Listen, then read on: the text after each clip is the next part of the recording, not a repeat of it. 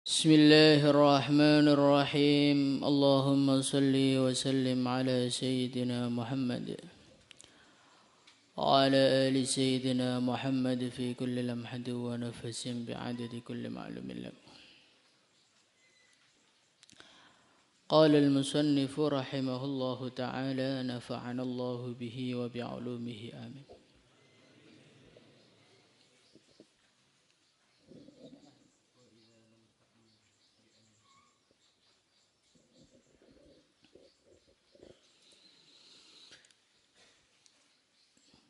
Wa idza lam ta'mal, kalau engkau tidak beramal bi'ilmika dengan ilmumu al-yawma pada hari ini, walam tudarik dan engkau tidak menyusuli al-ayyama hari-hari al-madiyata yang telah lewat, taqulu maka engkau akan mengatakan ghadan besok yaumal qiyamati hari kiamat. Engkau mengatakan farji'na wahai Tuhan kami, kembalikanlah kami. Na'mal kami akan beramal solihan, amal yang soleh. Fayuqalu maka dikatakan kepada dia, ya ahmak, wahai orang yang sangat bodoh, anta engkau min hunaka dari dunia, taji'u engkau datang. Jadi Al-Imam Al-Ghazali rahimahullahu ta'ala, beliau masih menekankan berkali-kali kepada kita mengenai pentingnya orang itu mengamalkan ilmunya. Memang seorang yang memiliki ilmu itu tampak hebat. Seorang yang memiliki ilmu itu bisa mengalahkan orang-orang yang berdebat dengannya. Dikatakan orang alim, tetapi ketahuilah fungsi dari ilmu itu bukan untuk pamer. Fungsi dari ilmu itu bukan untuk menampakkan dirimu pinter. Bukan untuk menampakkan dirimu itu lebih hebat dibandingkan orang lain.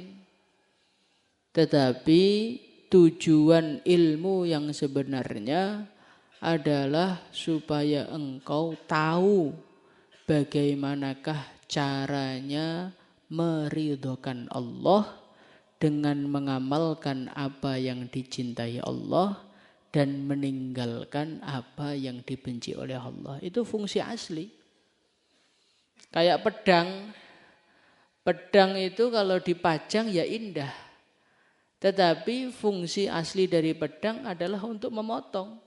Memotong musuh, memotong sapi, memotong kambing. Ketika pedang itu hanya untuk hiasan saja, maka itu akan menjadikan kerugian bagi pemiliknya. Begitu juga ketika ilmu itu hanya menjadi hiasan dalam kehidupan kita, ini akan menjadi suatu hal yang merugikan kita di dunia dan merugikan kita di akhirat. Maka Imam Ghazali menambahi keterangannya, wa idza lam ta'mal bi'ilmikal yauma wa lam tudarikil ayyamal madiyah, wahai manusia, kalau engkau tidak mengamalkan ilmumu hari ini, kalau engkau tidak menambal hari-harimu yang telah lewat, menambalnya dengan taubat, menambalnya dengan menangis kepada Allah, menambalnya dengan melengkapi amalan-amalan yang belum kamu kerjakan, taqulu ghadan yaumal qiyamah. Mungkin hari ini kerugiannya belum kamu rasakan. Mungkin hari ini akibatnya belum kamu rasakan. Tetapi lihatlah, nanti ketika engkau sudah sampai di akhirat. Ternyata di sana yang laku bukan kepintaran. Ternyata di sana yang laku bukan banyaknya apa yang kamu baca. Di sana yang laku adalah amal soleh. Yang laku di sana itu sholatmu. Yang laku di sana itu zikirmu. Yang laku di sana itu dakwahmu. Lah ketika ilmu mengenai dakwah cuma jadi pajangan. Ilmu mengenai sholat cuma jadi pajangan. Ilmu mengenai puasa sekedar jadi pajangan. Kira-kira nanti sampai akhirat dapat pahala sholat apa tidak? Dapat pahala puasa apa tidak? Dapat pahala zakat apa tidak? Tidak dapat. Sedangkan saat itu kita sangat membutuhkan pahala sholat untuk menyelamatkan kita dari neraka Allah. Saat itu kita membutuhkan pahalanya sedekah. Saat itu kita membutuhkan pahalanya dakwah. Saat itu kita membutuhkan pahalanya zikir. Ketika na'udzubillah kita sampai akhirat enggak bawa apa-apa, terus dimasukkan ke dalam neraka. Akhirnya teriakannya ahli neraka itu apa? Akhrijna wa hum yastarihuna fiha rabbana akhrijna na'mal salihah ghairal ladzi kunna na'mal. Ketika sampai di neraka, orang-orang yang tidak amal, orang-orang yang tidak mempersiapkan akhirat, mereka berteriak, akhrijna ya Allah, keluarkanlah kami dari nerakamu. Na'mal sholihah, kami berjanji pokoknya nanti keluar dari neraka mau jadi orang soleh mendadak pokoknya. Dalam ayat yang lain, farji'na na'mal sholihah, kembalikanlah kami ke dunia ya Allah, kami akan amal soleh. Dulu istighosah gak pernah ikut, nanti kalau balik di dunia saya mau ikut istighosah terus. Saya gak mau dibangunkan istighosah malah balik ke kamar selatan, gak mau lagi ya Allah. Pokoknya mau istighosah, mau sholat 5 waktu di masjid, waktunya khurut saya mau khurut, waktunya wiritan mau wiritan, ngaji ya akan ngaji serius. Nyatet Bukhari enggak akan saya wakilkan kepada orang. Tak tulis sendiri ya Allah. Masya Allah. Tetapi apa jawaban di sana? Bukan persetujuan kembali ke dunia, bukan. Dunia sudah tidak ada. Yauma tubaddalul ardu ghairal ard. Dunia sudah dirubah oleh Allah. Fi riwayatin malah dunia itu sudah, bumi ini dirubah jadi roti. Selesai ceritanya, mau kembali enggak bisa. Yang ada malah cacian. Awalam nu'ammirkum ma yatadhakkaru fihi man tadhakkar wa ja'akumun nadhir.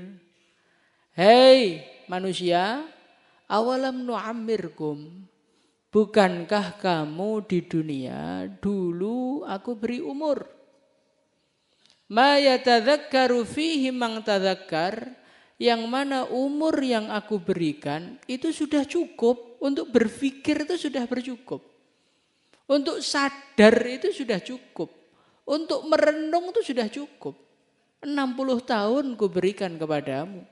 70 tahun ku berikan kepadamu. Apakah itu belum cukup untuk merenung? Apakah itu belum cukup untuk persiapan akhirat? Apakah itu belum cukup waktu untuk bertaubat? Sudah cukup semua.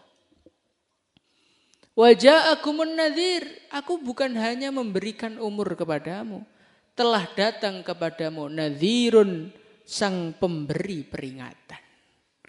para nabi, para rasul telah datang kepadamu. Para nabi, para rasul telah datang kepadamu, mengingatkan kamu, memberi nasihat kepada kamu mengenai kenyataan adanya akhirat, mengenai kenyataan manusia akan dihisab, mengenai kenyataan akan datang hari akhir. Terus kalian semua tidak percaya dengan cerita-cerita itu semua, kalian malah membohongkan, akhirnya kalian menikmati kehidupan dunia. Apa yang terjadi? Apa yang terjadi? Akhirnya kalian teriak-teriak begitu. Pengen kembali ke dunia. Dunia sudah tidak ada, yang ada sekarang nikmatilah hasil dari kecerobohanmu selama di dunia. Mau kalian seperti itu? Maka dari itu, mumpung masih diberi umur, mumpung masih diberi waktu, bangunlah akhiratmu. Membangun akhirat dengan tidak membangun di dunia ini efeknya tidak terlalu terasa. Orang tidak ikut istighosah, ya pagi masih bisa sarapan. Orang tidak sholat subuh di masjid, ya pagi masih bisa cari uang. Ya masih bisa ngopi, masih bisa ketawa-ketawa. Sehingga dia mengira nggak sholat tuh nggak apa-apa. Nyatanya saya masih seger-seger aja kok. Nggak tahajud nggak apa-apa. Maksiat ngelihat wanita yang bukan mahramnya, bukan istri, nggak apa-apa. Nyatanya nggak ada masalah. Ya, memang dunia bukan tempat pembalasan loh. Dunia itu darul imtihan, tempat ujian. Orang itu kalau sedang ujian, nggarap salah itu nggak ada efeknya kan. Memang soalnya belum dikoreksi. Begitu juga orang maksiat di dunia itu ya kebanyakan itu akibatnya tidak langsung merasakan di dunia. Kalau ada orang maksiat kemudian kena azab itu 1-2 sebagai pelajaran. Bukan setiap yang maksiat kes langsung enggak. Nah kalau setiap yang maksiat kes langsung ya dunia bukan darul imtihan, namanya darul jaza. Tetapi yang maksiat itu malah seger-seger, sehat-sehat. Yang ngaji, yang wiridan malah duitnya seret. Bulanannya enggak datang-datang. Sekali datang langsung dipotong yayasan. Ya, tapi itulah. Memang dunia itu tempat ujian. Yang amal agama hasilnya tidak langsung cash. Yang maksiat hasilnya juga tidak langsung, akibatnya tidak langsung cash. Akibat yang sebenarnya adalah ketika hari pengadilan nanti. Cuman sayang 1000 sayang, ketika di sana orang menyesal, orang menangis, orang jungkir balik, orang mengatakan kapok, orang minta ampun, semuanya enggak ada gunanya. Orang kafir pengen keluar dari neraka, enggak bisa. Dicaci. Akhirnya orang kafir itu mereka sudah menyerah. Untuk minta keluar dari neraka sudah menyerah. Akhirnya mereka mengatakan kepada malaikat, wa qalu li khazanati jahannam ad'u rabbakum yukhaffif 'anna yawman minal 'adzab. Mereka datang kepada penjaga neraka, "Hei penjaga neraka, tolong doakan kami. Kami sudah enggak pengen keluar dari neraka. Kami sudah merasa enggak akan bisa keluar dari neraka. Tapi doakan kami, yukhaffif 'anna yauman minal 'adzab." Minta kortingan siksa neraka. Enggak usah dihilangkan, yukhaffif, diringankan tok. Itu pun kami enggak minta lama, sehari tok. Jadi orang ahli neraka itu minta tolong didoakan malaikat. Kenapa? Karena mereka paham. Malaikat itu orang enggak pernah punya dosa, doanya itu menurut mereka manjur. Maka minta doa sama orang soleh, minta doa sama orang dekat dengan Allah, itu merupakan satu hal yang dibenarkan. Orang kafir aja loh pengen minta doa sama orang kafir, sama malaikat. Karena mereka merasa kalau yang minta kami langsung ya jelas enggak makbul. Maka kalau ada orang salafi Ada orang minta doa. Minta doa sama makhluk. Idza sa'alta fas'alillah. Minta sama Allah langsung. Iya. Kalau kamu orang soleh minta sama Allah langsung nggak apa-apa. Anda dosanya banyak minta sama Allah sama langsung ya malah nggak makbul. Maka apa jawaban malaikat? Qalu awalam taku ta'tikum rusulukum bil bayyinat. Ahli neraka. Dulu pernah ada para nabi, para rasul orang dakwah sama kamu enggak? Iya. Qalu fatu ya wis, ngapain nyuruh-nyuruh saya? Enggak bayar kok nyuruh saya. Doa sendiri sana. Wa ma du'aul kafirina illa fi dhalal. Itulah akibatnya orang yang tidak mau serius persiapan akhirat. Maka dari itu akhirat itu harus kita persiapkan. Insyaallah ya. Bangun akhirat itu untuk kita loh. Kadang-kadang kita ini merasa mengamalkan agama terus yang untung orang lain. Saya itu di Al-Fatah tertib, ngaji serius, itu insya Allah yang untung Pak Kiai Pak. Loh, yang untung ya kita. Wa man jahada fa innama yujahidu li nafsi. Kita susah payah itu susah payahnya untuk kita. Kita tahajud ngepol itu pahalanya untuk kita bukan untuk orang lain. Kecuali kalau kamu tukang gunjing orang ya, nanti pahalanya untuk orang lain. Kita tahajud pol ya untuk kita. Kita ngaji pol yang alim ya kita. Bukan kita ngaji terus yang alim teman kita, enggak. Kita puasa ya pahalanya kita. Sumu tasihu kita puasa yang sehat ya kita. Maka mengamalkan agama itu fahami keuntungan itu untuk saya. Bukan untuk orang lain. Bukan untuk ayah kita, bukan untuk ibu kita. Kadang-kadang orang itu, saya Pak, umpamanya bukan karena orang tua saya, males saya ngaji. Loh, kita ngaji serius itu yang untung kita loh. Kayak saya itu nerima uang 1 miliar itu umpamanya bukan karena ayah tuh nggak mau nerima. Nggak mungkin kalau dunia nggak akan mengatakan begitu. Nah kita ini masalahnya itu loh. Kita nganggap agama itu pembebanan untuk kita. Agama itu hal yang menyulitkan kita. Sehingga kita itu merasa yang untung orang lain. Tidak, agama itu yang untung kita. Maka kerjakanlah dengan seserius mungkin.